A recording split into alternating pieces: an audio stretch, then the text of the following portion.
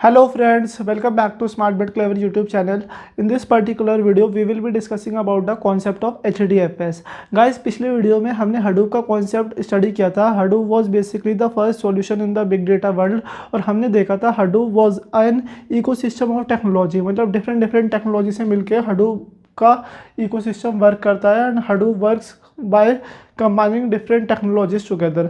सो Hadoop के तीन main component थे HDFS, MapReduce and Yarn.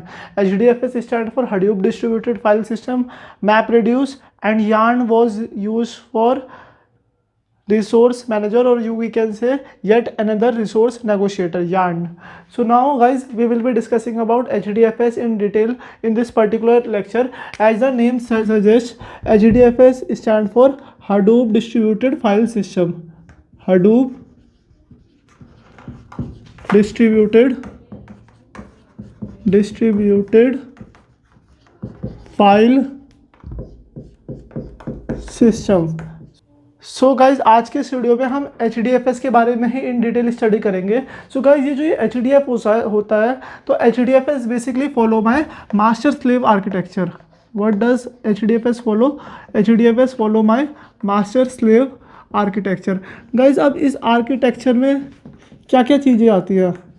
So guys इस आर्किटेक्चर में सबसे पहले जैसे कि नेम सजेस्ट कर रहा है, देयर इज़ अ मास्टर. यहाँ पे क्या है? एक मास्टर है और क्या है? स्लेव है. क्या क्या चीज़ है? There is a master and there is a slave. अब गाइस जो मास्टर है इसे मैं क्या कहता हूँ? इसे मैं कहता हूँ name node. What does I called my master? I called my master as name node. And यहाँ पे क्या है? स्लेव. स्लेव को हम क्या कहते हैं? यहाँ पे डेटा नोड कहते हैं. Data node. गाइस काम कौन किससे करवाएगा? काम मेरा जो मास्टर नोड है, मास्टर नोड क्या करेगा? मेरा डेटा नोड से काम करवाएगा. मास्टर क्या करेगा? मेरा स्लेव से काम करवाएगा. So it works on the master slave architecture. So guys यहाँ पे क्या होता है? यहाँ पे एक मास्टर होगा and there can be multiple slaves. So guys suppose हम एक एग्जांपल लेते हैं. एग्जांपल में क्या है? यहाँ पे एक क्लस्टर प्रेजेंट है. सपोज करते हैं गाइज उस क्लस्टर में एक मेरा मास्टर नोड है, एक मेरा मास्टर है. मास्टर को मैं और क्या बोलता हूँ? I called it my age. What does I call my master? I called master as name node. एक मेरा नेम नोड प्रेजेंट है एंड सपोज करते हैं गाइज यहाँ पे मेरे 5 स्लेव प्रेजेंट है. 5 स्लेव्स आर प्रेजेंट. यहाँ पे स्लेव्स का मतलब क्या है guys? Slaves means my data node. यहाँ पे मेरे 5 डेटा नोड्स प्रेजेंट है. गाइज अब मैं एक प्रैक्टिकल यूज केस लेता हूँ. जैसे मैं आपको सिंपली विजुलाइज करके दिखाता हूँ. सपोज करते हैं ये मेरा है master node. This is my master node. अब इस मास्टर नोड के नीचे internally there will be 5 data nodes, क्योंकि इस क्लस्टर में मेरा क्या है? एक मास्टर नोड है एंड 5 डेटा नोड प्रेजेंट है. सो ये हो गए मेरे 3, 4 और ये हो गया मेरा 5वां. These are my 5 data nodes. ये मेरा हो गया डेटा नोड 1, DN1 लिख देता हूँ उसे मैं. ये हो गया मेरा डेटा नोड 2, ये हो गया मेरा data node 3, this is my data node 4, this is my data node 5. सो ये मेरे 5 डेटा नोड हो गए. सो गाइज अब हम एक प्रैक्टिकल सिनेरियो लेते हैं. अब प्रैक्टिकल सिनेरियो में क्या करते हैं गाइज? सपोज मुझे क्या करना है? एक फाइल को स्टोर करना है. I have to store my file in HDFS और जो मेरा फाइल का साइज़ है दैट इज़ ऑफ 1000 MB. मेरी एक 1000 MB की फाइल है और इसे मुझे HDFS में स्टोर करना है. गाइज HDFS किस चीज़ के लिए यूज़ हो रहा है? HDFS वो यूज़ फॉर डिस्ट्रीब्यूटेड स्टोरेज. किस चीज़ के लिए यूज़ कर रहे थे अब HDFS को? We were using it for distributed storage. और MapReduce को किस चीज़ के लिए यूज़ कर रहे थे? We were using MapReduce for distributed processing. So guys अब मेरे पे 2 कंडीशन आएगी. जैसे अगर मुझे एक फाइल को स्टोर करना है जिसका साइज़ 1000 MB है and this is my file, तो क्या कंडीशन है गाइज? फाइल को या तो मैं क्या करूंगा? पूरी फाइल को उठा के एक डेटा नोड पे स्टोर कर दूंगा. यहाँ पे 2 केस आ रहे हैं गाइज. क्या केस है मेरा? केस 1 यू कैन से मैं क्या करूंगा? जो एंटायर फाइल होगी, एंटायर फाइल को कहाँ पे स्टोर कर दूंगा? एंटायर फाइल को मैं एक सिंगल डेटा नोड पे स्टोर कर दूंगा.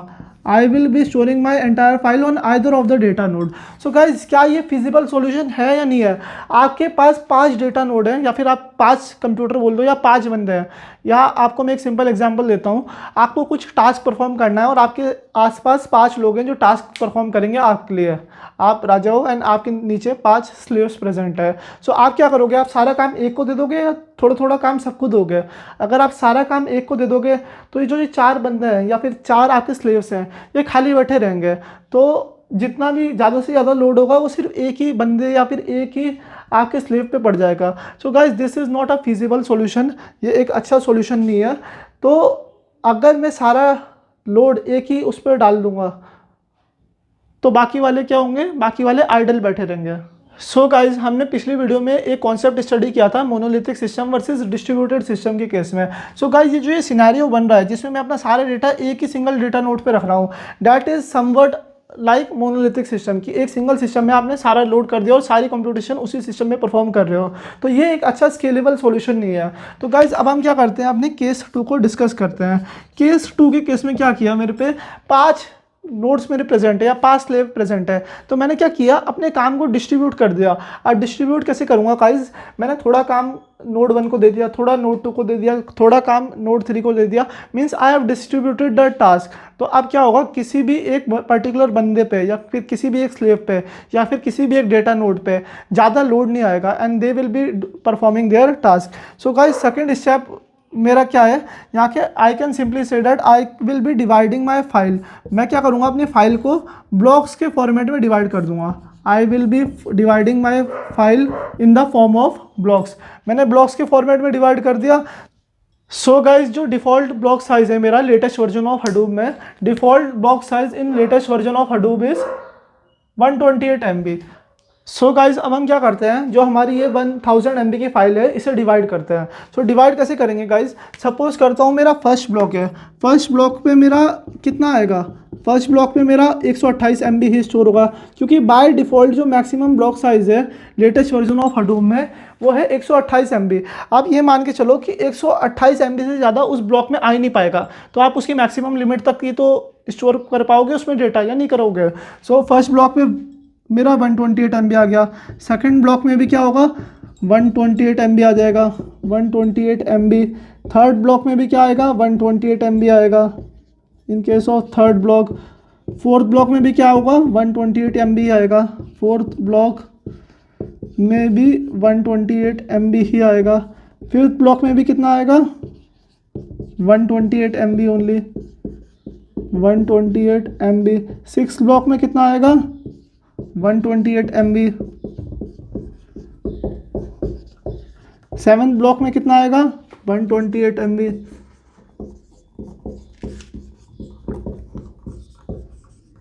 अब 8 ब्लॉक में कितना आएगा गाइस, 8 ब्लॉक में आएगा आई थिंक 104 MB, 104 MB। आप इसमें कंप्यूटेशन परफॉर्म कर लो, just add all those things and आप इसे 1000 से सब्सट्रैक्ट कर लो।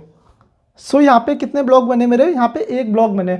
आप सिंपल तरीके से कैसे सोच सकते हो इसे, मेरी 1000 MB की फाइल है और मैक्सिमम जो मेरा फाइल साइज है डेट इज़ 128। तो आप क्या करो उसकी सीलिंग वैल्यू ले लो and this will be equivalent to 8। Are you getting that thing. तो मेरे 8 ब्लॉक्स यहाँ पे बन चुके हैं। सो 8 ब्लॉक की डिस्ट्रीब्यूशन इस तरीके से है। सो गाइज अब मेरा ये मास्टर नोड है, मास्टर नोड में क्या होगा, मास्टर नोड बेसिकली काम करवाएगा, किससे काम करवाएगा, डेटा नोड से काम करवाएगा। सो ये मेरा डेटा नोड 1 है, सपोज करते हैं यहाँ पे ब्लॉक 1 चला गया, ब्लॉक 1 आ गया, यहाँ पे ब्लॉक 2 चला गया, यहाँ पे ब्लॉक 3 चला गया, यहाँ पे ब्लॉक 4 आ गया, यहाँ पे ब्लॉक 5 आ गया, साथ में इसके ब्लॉक 6 आ गया। I am giving you an example, यहाँ पे ब्लॉक 7 आ गया, यहाँ पे ब्लॉक 8 आ गया इसके साथ। So what I wanted to say, my each data node can contain multiple blocks, my each data node can contain multiple blocks. मेरा एक डेटा नोड क्या कर सकता है, my each data node can contain multiple blocks you can say. So guys अब इतना scenario clear हुआ आपको कि मेरे डेटा नोड 1 में ये 2 ब्लॉक आ गए, इसमें ये 2 आ गए, इसमें ये आ गया, इसमें B4 ब्लॉक आ गया, इसमें B5 ब्लॉक आ गया। अब गाइज ये चीज़ तो ठीक है, इतना आपको कॉन्सेप्ट क्लियर हो गया कि ये मैंने डिस्ट्रीब्यूशन कर दी, इस तरीके से फॉर्मेट स्टोर होगा। अब ये मास्टर नोड है, मास्टर नोड काम कैसे करवाएगा इस पर्टिकुलर चीज़ से।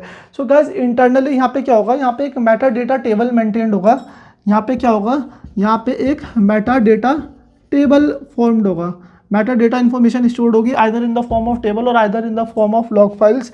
सो यहाँ पे क्या होगा, जैसे सपोज करते हैं मेरी फाइल है, सो फाइल के केस में क्या होगा गाइस, यहाँ पे जैसे फाइल 1 है, फाइल 1 में जो मेरा क्या कहते हैं डेटा नोड 1 है, डेटा नोड 1 है, उसमें कौन कौन से ब्लॉक प्रेजेंट है, उसमें मेरा ब्लॉक 1 और ब्लॉक 6 प्रेजेंट है। डेटा नोड 2 में कौन कौन से वो प्रेजेंट है, डेटा नोड 2 में मेरे हैं ब्लॉक 2 और ब्लॉक 7, ब्लॉक 3 और ब्लॉक 8, ब्लॉक 4 और block 5। Are you getting that thing? ये हो गया मेरा data node 3, data node 3, this is my data node 4 and data node 5 भी तो आएगा इस यहाँ पे,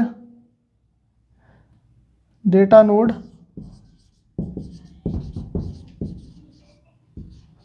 5। So this is my data node 5, data node 4, data node 3, data node this, और ये मेरी एंटायर फाइल स्टोर हो रही है यहाँ पे। सो गाइज इस तरीके का ये टेबल फॉर्म होगा यहाँ पे, आप सिंपल कॉन्सेप्ट समझ लो।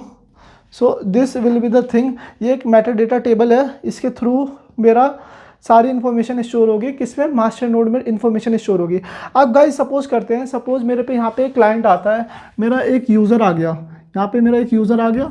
अब इस यूज़र को क्या करना है, कोई फाइल को एक्सेस करना है या फिर कुछ रीडिंग ऑपरेशन परफॉर्म करना है। Basically he wants to access that file, so what he will be doing, अब ये क्या चीज़ परफॉर्म करेगा, he will be going to master node. ये मास्टर नोड के पास गया कि भाई मुझे यहाँ पे ब्लॉक 3 को रीड करना है या फिर एक फाइल को रीड करना है।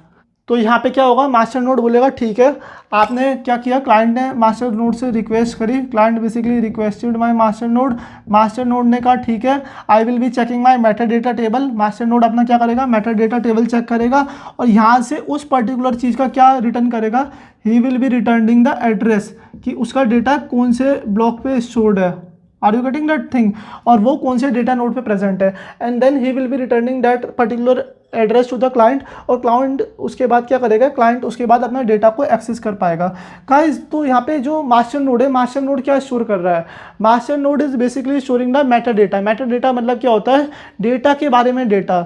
Are you getting that thing, यहाँ पे डेटा नोड पे क्या हो रहा है, डेटा नोड में एक्चुअल इन्फॉर्मेशन स्टोर हो रही है। In case of data node my actual data is being stored, लेकिन in case of master node what is happening, in case of master node it is basically storing my meta data information about the data that is being stored in my data nodes. So इस तरीके से particular request govern होगी। सबसे पहले user आएगा, user master node के पास जाएगा, master node अपना इन्फॉर्मेशन मेटा डेटा टेबल में देखेगा कि जो ये फाइल के बारे में डिस्कस कर रहा है वो कौन से पर्टिकुलर डेटा नोड में प्रेजेंट है और कौन से ब्लॉक में स्टोर्ड है, and then he will be giving my address back to the client, और उसके बाद वो उस एड्रेस से वो पर्टिकुलर फाइल को क्या कर सकता है, एक्सेस कर सकता है। गाइज अब मैं आपको इसका एक रियल लाइफ एग्जांपल देना चाहता हूँ। रियल लाइफ एग्जांपल क्या है, ये तो मास्टर नोड आर्किटेक्चर है, ठीक है, मास्टर स्लेव आर्किटेक्चर है। सो मास्टर स्लेव आर्किटेक्चर के केस में हमने डिस्कस कर लिया। आप सिंपल अभी मेरी बात सुनो, आपने बुक्स वगैरह तो देखी होगी, बुक्स के केसेस में क्या होता है, सबसे पहले वहाँ पे एक इंडेक्स प्रेजेंट होता है, इंडेक्स में सारे चैप्टर लिखे रहते हैं, चैप्टर के इंटरनल टॉपिक्स लिखे रहते हैं कि ये वाला चैप्टर इतने पेज नंबर से इतने पेज नंबर तक स्टार्ट हो रहा है और एंड हो रहा है। सो सपोज करते हैं मेरा चैप्टर 5 है, that is starting from 104 page number to 127 page number. So वो बेसिकली क्या है, that is my index. Index में क्या है, मेरा इन्फॉर्मेशन स्टोर्ड है किस चीज़ की, एक्चुअल डेटा या फिर एक्चुअल चैप्टर्स की। तो आप क्या करते हो, जैसे मान लो आपको चैप्टर 8 खोलना है, तो आप इंडेक्स में गए, इंडेक्स में जाने के बाद आपने चैप्टर 8 का देख लिया कि इतने पेज नंबर से इतने पेज नंबर तक है, और मुझे चैप्टर 8 में ये वाला टॉपिक एक्सेस करना है, मुझे HDFS के बारे में पढ़ना है इन केस ऑफ चैप्टर 8। सो आप वहाँ से पेज नंबर ढूंढोगे। पेज नंबर क्या है, पेज नंबर बेसिकली एड्रेस है मेरा, पेज नंबर मेरा क्या है, रिजेंबल कर रहा है, पेज नंबर बेसिकली मेरा एड्रेस रिजेंबल कर रहा है, और वो एड्रेस मेरे एक्चुअल डेटा का है जिसके बारे में मैं स्टडी करूंगा। इन केस ऑफ HDFS के बारे में स्टडी करूंगा ना, जो चैप्टर 8 में प्रेजेंट है, सो दैट पर्टिकुलर एड्रेस या फिर पेज नंबर मुझे मिल जाएगा। उसके बाद मैं क्या करूंगा, उस पेज नंबर को बुक में ढूंढूंगा और उसमें क्या करूंगा, फाइंड आउट करने के बाद अपनी एक्चुअल इन्फॉर्मेशन को एक्सेस कर लूँगा या फिर अपने एक्चुअल डेटा को स्टोर कर दूंगा। तो ये सिंप्लीफाइड एग्जांपल है डिस्ट्रीब्यूटेड प्रोसेसिंग का, indexing in case of books, notebooks. अगर गाइज ये इंडेक्स ना होता बुक में तो आपको बहुत ज़्यादा प्रॉब्लम होती है, आपको पूरी बुक स्क्रॉल करनी पड़ती है, सारे पेजेस देखने पड़ते हैं और उसके बाद आप अपने चैप्टर को एक्सेस कर सकते हो। सो गाइज अब दूसरी चीज़ आती है, यहाँ पे आप मेरे से पूछोगे कि भाई ये डिफ़ॉल्ट ब्लॉक साइज़ यहाँ पे 128 MB ही क्यों है, और जब मैं इतने सारे लिख रहा था सो आप ये सोच लेंगे कि इतने सारे लिखने की क्या ज़रूरत है, are you getting that thing, बार बार क्यों लिख रहे हो। सपोज मैं क्या करता हूँ, अपने ब्लॉक साइज़ को बढ़ा के 256 MB कर देता हूँ, या फिर आप कहोगे कि इसे कम करके 64 MB कर दो। सो ये वाई का आंसर देखते हैं कि why this particular thing exist, और मेरा ब्लॉक साइज़ का डिफ़ॉल्ट साइज़ 128 MB ही क्यों होता है। और गाइज़ अगर आप ये लेक्चर ध्यान से फॉलो कर रहे होंगे तो गाइज़ आपके दिमाग में कुछ और क्वेश्चंस डेवलप हो रहे होंगे जो कि होने चाहिए। आप ये पूछोगे कि गाइज़ कि सर मैंने तो ऐसी ऐसी बुक्स देखी हुई जिसका इंडेक्स ही कम से कम 15-15, 20-20 पन्नों का होता है, बहुत बड़ा बड़ा इंडेक्स होता है। अगर मान लो इतनी मोटी बुक है तो उसका इंडेक्स भी तो काफ़ी लंबा चौड़ा होगा ना, तो वो ईजी तरीका होगा मैनेज करने के लिए या नहीं होगा। Are you getting the thing guys. So guys इसमें क्या होता है, जो मेरे न्यूअर वर्जन ऑफ हडूप आ रहे हैं, न्यूअर वर्जन ऑफ हडूप में कॉन्सेप्ट आता है that is my name node federation. Name node federation. अब गाइज ये नेम नोड फेडरेशन का मतलब क्या है, नेम नोड फेडरेशन का मतलब क्या है गाइज, जो मेरे न्यूअर वर्जन ऑफ हडूप है वहाँ पे मैं क्या कर रहा हूँ, एक से ज़्यादा मास्टर नोड प्रेजेंट होता है। In my newer version of Hadoop there are more than one master node. So we can say in the newer version of Hadoop there are more than one name node. Master node को मैं क्या बोलता हूँ, और I call my master node as my name node. Newer version of Hadoop में there is a concept of name node federation in which more than one name node are present. अब guys इसकी requirement इसलिए पड़ी क्योंकि जैसे जैसे मेरा data बढ़ रहा है तो मेरा ये जो ये मेटा डेटा और ये जो ये टेबल क्रिएट हो रहा है इसका साइज भी बढ़ रहा है। And to make it more efficient यहाँ पे क्या हो रहा है, यहाँ पे मल्टीपल नेम नोड आ रहे हैं। अब मल्टीपल नेम नोड के थ्रू मैं अपने डेटा को ईजिली सिग्निफिकेंट फॉर्मेट में एक्सेस कर सकता हूँ। सो what we can finally say, my metadata is distributed across multiple name node। जो मेरा metadata है वो डिस्ट्रीब्यूट हो गया मल्टीपल नेम नोड के केस में, और इससे यहाँ पे एक कॉन्सेप्ट की बात आ जाएगी। आप बताओ क्या चीज़ है, मेरी क्या बढ़ेगी, मेरी स्केलेबिलिटी बढ़ जाएगी, स्केलेबिलिटी बढ़ जाएगी। Are you getting that thing. So अब हमारे पे क्या हो गए, अब हमारे पे नेम नोड फेडरेशन के थ्रू मल्टीपल नेम नोड हो गए, मल्टीपल मास्टर नोड हो गए, उसमें मेरी मेटाडेटा इन्फॉर्मेशन भी डिस्ट्रीब्यूटेड हो गई। So scalability will increase definitely. So guys अब अगली पॉइंट आप मेरे से डिस्कस करोगे, मान लो गाइज यहाँ पे जो मेरा डेटा नोड है वो फेल हो जाता है, या फिर मेरा जो मास्टर नोड है वो फेल हो जाता है, तब ऐसे सिनेरियो में हम क्या टास्क परफॉर्म करेंगे। सो गाइज एक कॉन्सेप्ट आता है यहाँ पे जिसे हम कहते हैं fault tolerance. What we call it as fault tolerance. So guys यहाँ पे जो पॉइंट हम डिस्कस कर रहे थे वो ये था कि अगर मेरा डेटा नोड फेल्ड हो जाएगा तो क्या कंडीशन आएगी। सो मैंने आपको क्या बताया था, अगर मेरा डेटा नोड फेल हो जाएगा, if my data node fails, एक कंडीशन ये है मेरी, और दूसरी कंडीशन क्या है मेरी, अगर मेरा नेम नोड फेल हो जाएगा, नेम नोड फेल हो जाएगा, क्योंकि गाइज फेल तो कोई भी हो सकता है ना, ये भी फेल हो सकता है और डेटा नोड भी फेल हो सकता है। अगर मेरा डेटा नोड फेल हो जाएगा तो उस केस में यहाँ पे क्या होता है, यहाँ पे एक रेप्लिकेशन फैक्टर मेंटेन होता है, रेप्लिकेशन फैक्टर, जैसा कि नेम सजेस्ट कर रहा है रेप्लिकेट करना है। रेप्लिकेशन मीन्स कॉपी, क्लोन बनाना। सो जो मेरे डेटा नोड प्रेजेंट होंगे, जैसे डेटा नोड 1 है, डेटा नोड 1 में क्या होगा, मेरा डेटा प्रेजेंट होगा डिफरेंट ब्लॉक का। जैसे मान लो उसमें सपोज करते हैं ब्लॉक B2 और B7 का डेटा प्रेजेंट है, as a backup data present है, क्योंकि मेरा एक डेटा नोड क्या स्टोर कर सकता है, मेरा एक data node multiple blocks store कर सकता है। So what we can say, replication factors helps in having a backup storage. Replication factor क्या हेल्प करेगा, it will be basically helping me in having my backup storage of my data nodes. मेरे data node की backup storage के case में replication factor help करेगा। And जब मेरा current data node fail हो जाएगा तो गाइस जो इसका बैकअप डेटा होगा वो मेरे दूसरे डेटा नोड से एक्सेस कर पाऊंगा मैं उसे। जो मेरा बैकअप डेटा होगा I can easily access that from my other data node. So guys data node 1 में सपोज करो B2 B7 का बैकअप हो गया, डेटा नोड 2 पे सपोज करो B1 B6 का बैकअप हो गया, डेटा नोड 3 पे सपोज करो B4 B5 का बैकअप हो गया। Are you getting that thing. So मेरा डेटा रेप्लिकेटेड होता है, और जब भी मेरा एक डेटा नोड फेल होता है तो I can access that particular data with the help of other data node. So replication factor help in this particular situation. तो ये चीज़ तो क्लियर होगी कि अगर डेटा नोड फेल्ड होगा तो क्या होगा। अब गाइस मान लो मेरा नेम नोड ही फेल्ड हो गया, मास्टर ही फेल हो गया, ये टेबल ही मैं एक्सेस नहीं कर पा रहा हूँ, तो क्या कंडीशन आएगी गाइस, यहाँ पे एक कॉन्सेप्ट आता है that is of secondary name node. यहाँ पे क्या एक कॉन्सेप्ट आता है that is known as secondary name node.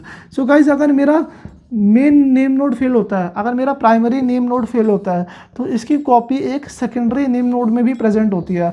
अगर ये प्राइमरी नेम नोड के थ्रू मैं अपना डेटा को एक्सेस नहीं कर पा रहा हूँ, तो ये सारा डेटा सेकेंडरी नेम नोड पे भी प्रेजेंट होगा, and with the help of secondary name node I can access this particular data. So अब हमने देख लिया कि मेरा नेम नोड फेल होगा तब क्या होगा, मेरा डेटा नोड फेल होगा तब क्या होगा। Now come back to our question कि जो मेरा डिफ़ॉल्ट ब्लॉक साइज है वो 128 MB ही क्यों होता है। So friends let's discuss this particular thing. Default block size है मेरा 128 MB। दो केस आएंगे मेरे। सपोज करता हूँ माई डिफ़ॉल्ट ब्लॉक साइज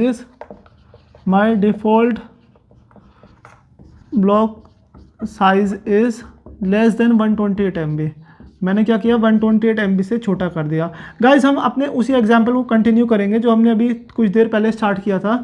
मेरा एग्जाम्पल क्या था कि मेरे पे क्या थी, 1 GB की फ़ाइल थी, या 1 GB की फ़ाइल को छोड़ो, आप यहाँ पे 1000 MB की फ़ाइल ले लो, क्योंकि 1 GB में तो 1024 मेगाबाइट्स होते हैं।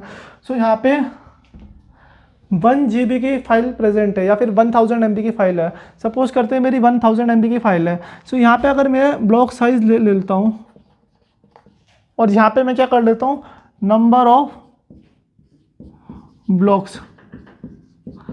अगर मैं क्या करूँगा, अपनी ब्लॉक साइज़ को 128 MB लेता हूँ। सो मेरे कितने ब्लॉक्स बन रहे थे, 8 ब्लॉक्स बन रहे थे। Are you getting that thing. अगर मैं अपने ब्लॉक साइज़ को रिड्यूस कर देता हूँ टू 64 MB, तब मेरे कितने ब्लॉक्स बनेंगे, basically it will B double, 16 blocks बनेंगे। अगर 32 MB करूँगा, सो यहाँ पे मेरे कितने ब्लॉक्स बनेंगे, यहाँ पे मेरे 32 ब्लॉक्स बनेंगे। सो अगर मैं इसकी साइज़ 16 MB लेता हूँ, सो ये ब्लॉक्स बेसिकली डबल हो जाएंगे, 64 ब्लॉक्स यहाँ पे बनेंगे। सो गाइज आपको कॉन्सेप्ट आ रहा है समझ में। सो आप मुझे बोलोगे कि अगर मैं नंबर ऑफ ब्लॉक्स को बढ़ा देता हूँ तो मेरी पैरेललिज्म इंक्रीज हो जाएगी। पैरेललिज्म का क्या मतलब है गाइज, जो मेरा डेटा प्रोसेस होगा डिफरेंट नोड्स पे, तो वो इंक्रीज हो जाएगा। Are you getting that thing. मेरी जो पैरेलल प्रोसेसिंग है वो बढ़ जाएगी।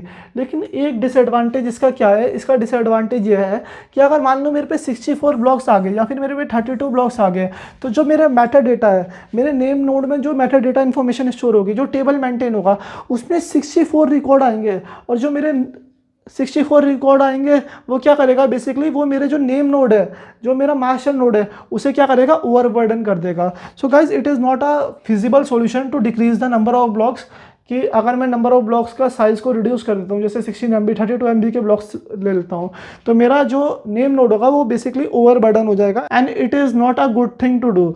और इसका एडवांटेज बेसिकली क्या देखा हमने, कि जो हमारी पैरेललिज्म है वो इंक्रीज हो जाएगी, क्योंकि मेरे नंबर ऑफ ब्लॉक्स क्या हो गए, डिक्रीज हो गए, तो मेरी पैरेललिज्म इंक्रीज हो जाएगी। अब अगला केस देखते हैं। अगर मैं अपने जो ब्लॉक साइज़ है उसे ग्रेटर देन 128 MB कर देता हूँ, अगर मेरा ब्लॉक साइज़ को मैं ग्रेटर देन 128 MB कर देता हूँ by default, so what will happen. मेरा सपोज करते हैं यहाँ पे ब्लॉक साइज़ 128 MB है, तो इसमें कितने ब्लॉक्स आए, इसमें 8 ब्लॉक्स आए। अगर मैं इसे 256 MB कर देता हूँ ब्लॉक साइज़ को, सो कितने ब्लॉक्स आएंगे, basically it will be half 4 blocks. अगर मैं यहाँ पे इसे 512 MB कर देता हूँ, सो यहाँ पे कितने आएंगे, यहाँ पे 2 ब्लॉक्स आएंगे। अब आप मुझे इसके एडवांटेज या डिसएडवांटेज बता सकते हो गाइस सोच के, कि what will be the advantage and what will be the disadvantage of this particular thing. Guys बिल्कुल सिंपल चीज़ है। क्या चीज़ है, इसका रिवर्स है। अब की बार इसका एडवांटेज क्या होगा, इसका एडवांटेज ये होगा कि जो मेरा नेम नोड है, नेम नोड में क्या होंगे, कम रिकॉर्ड्स प्रेजेंट होंगे। नेम नोड क्या हो जाएगा, उसमें बर्डन लेस होगा, and there will be less entries in case of name node. So this is an advantage of this particular thing. लेकिन इसके बदले डिसएडवांटेज क्या होगा, there will be a compromise in the parallel processing. अगर मान लो मेरे पे 10 नेम नोड है और मेरे पे 1000 MB की ही फाइल है, और अगर मैं 512 MB का एक ब्लॉक साइज ले रहा हूँ बाय डिफॉल्ट, तो मेरे 2 ही ब्लॉक बनेंगे, और वो सिर्फ 2 डेटा नोड पे जाएंगे, और बाकी जो मेरे 8 स्लेव हैं, 8 मेरे वर्कर्स हैं, वो क्या होंगे, वो खाली बैठे रहेंगे। So it does not help in my parallel processing.